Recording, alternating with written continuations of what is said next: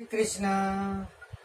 ओम नमो विष्णुपादाय कृष्णप्रेष्ठाय भूतले श्रीमते भक्ति वेदांत स्वामिनेति नामिने।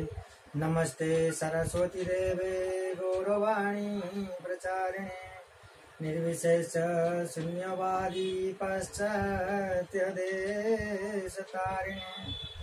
जय श्री कृष्ण चैतन्य प्रभु नित्यानंद श्री अद्वैत गदाधर श्रीवासदि गौर भक्त वृंद।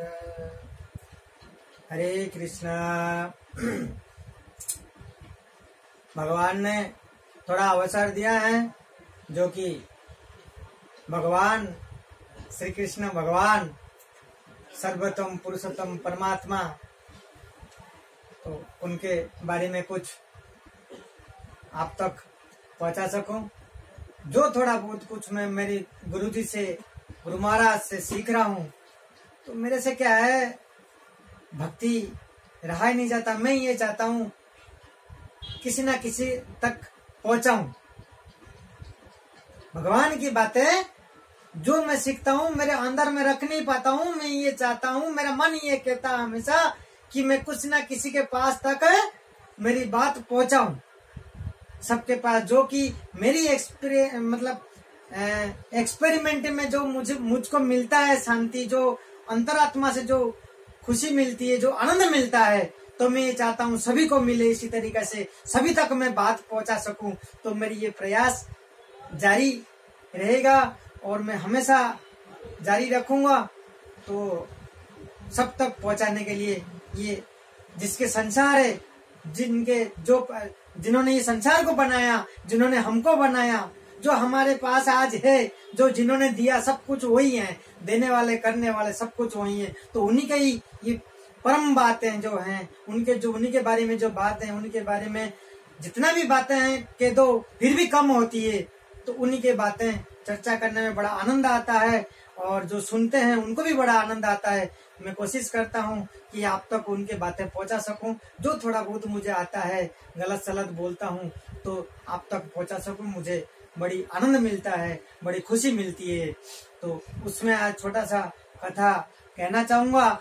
भगवान के जो कर्म है, जो हमारी भाग्य है, हमारे भाग्य को कौन लिखता है, हम भाग्य कैसे बनता है, हमारी किस्मत, कहते हैं ना कि तेरा किस्मत है, तेरे भाग्य है, इसको कौन लिखता है, कौन बनाता है। जैसे जन्म लेते हैं हम, जन्म लेने के बाद ये सुनने में आया है कि जब छठी पूजा होती है तो किसी पंडित महाराज को बुला करके उसको जो छठी जो लिखवाते हैं, इनके भाग्य जो लिखवाते हैं, जो पत्री बनवाते हैं, कौन लिखता है ये सब। तो वो लिखने से वो भाग्य नहीं होता है, भाग्य बदलता ही नहीं। भाग्य कर्म कौन लिखता है, कौन बनाता है। भगवान भी आपके भाग्य लिख के भेजते नहीं है, बनाते नहीं है। वो सिर्फ रिजल्ट देते हैं, परिणाम सुनाते हैं उसका।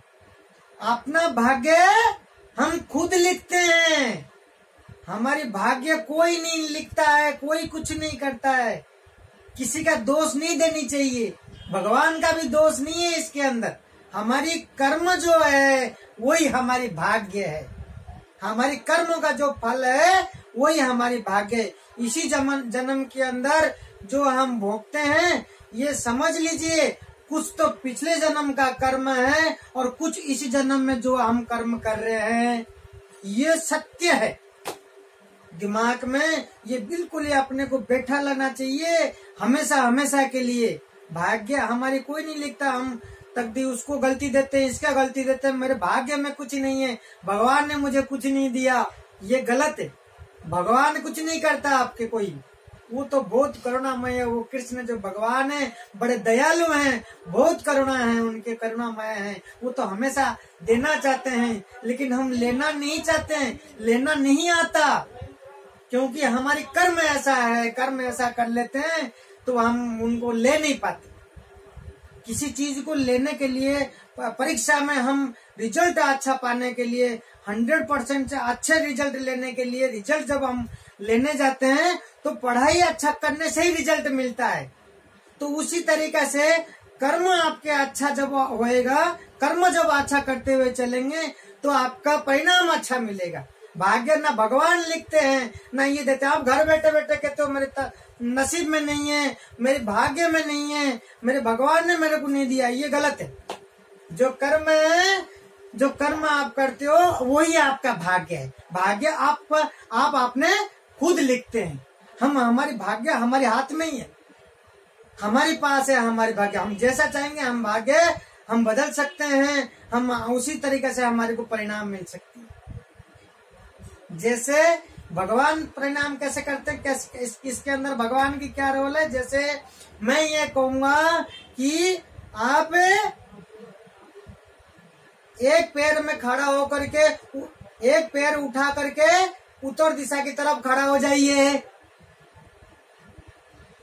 फिर मैं कहूंगा कि दाहिना पैर खड़े होकर के दक्षिण दिशा में खड़े हो जाइए। तो कर सकते हैं? नहीं कर सकते हैं,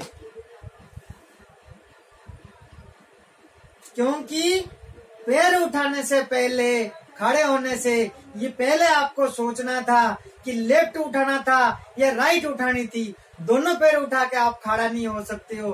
तो उसी तरीका से आपको तय करना है कि आपको पाप करना है कि आपको अच्छे काम करना है, चोरी करना है या आपको मेहनत करना है, अच्छे कर्म करना है आपको। ये आपके पास ही। तो अच्छे कर्म करेंगे तो आपको फल, आपका भाग्य अच्छा होगा।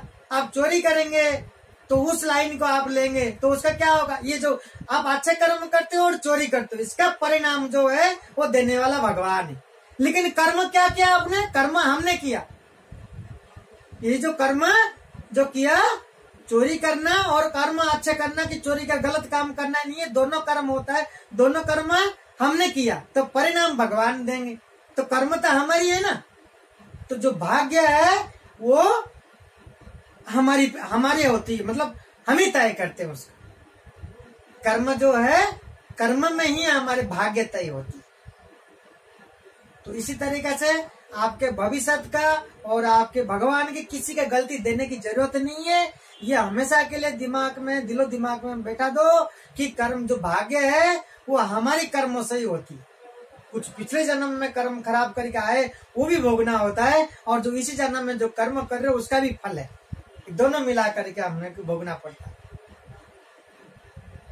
तो इसी तरीके से कर्म ऐसे बदला जा सकता है।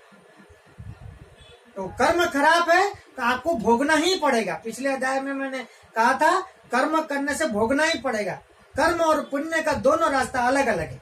ये नहीं कि मैंने खराब कर्म कर लिया, थोड़ा बहुत पुण्य कर लूंगा, वो कवर होकर के बराबर हो जाएंगे। ये गलत है, ये गलत सोच है और ऐसा होता ही नहीं है। सत्य है, वो तो भोगना ही पड़ेगा। वो कैसे होगा मैंने पिछले अध्याय में बताया था।